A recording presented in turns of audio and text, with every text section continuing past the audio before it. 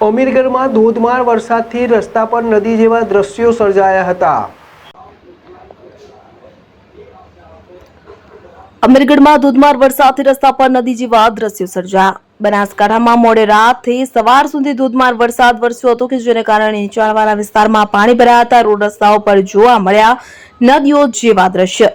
ઇકબાલગઢ નાળીવાસમાં વરસાદી પાણી ભરાયા છે અને પાણી લોકોના ઘરમાં ભરાઈ ગયા હતા કે જેને કારણે ઘર વખરીને ભારે નુકસાન થયું છે। રાત્રે પડેલ વરસાદથી સમગ્ર ઇકબાલગઢ પંથકમાં પાણી ફરી વળ્યું છે। બનાસકાંઠાના ઇકબાલગઢમાં ધોધમાર વરસાદ પડતા રોડ રસ્તાઓ પાણી થયા છે। ઇકબાલગઢ નાળીવાસ વિસ્તારમાં વરસાદી પાણી નીચાણવાળા વિસ્તારોમાં પાણી ભરાયા લોકોની ઘરવખરી કે જે ઘરની બહાર કાઢી રહ્યા છે। સ્થાનિકોનો આક્ષેપ છે કે તંત્ર દ્વારા કોઈ મદદની કામગીરી કરાઈ નથી અને પાણી પણ ઓસરી રહ્યા નથી। બનાસકાંઠા જિલ્લામાં રેડ એલર્ટ વચ્ચે ભારે વરસાદ તો બનાસકાંઠામાં હવામાન વિભાગે રેડ એલર્ટ આપ્યું છે।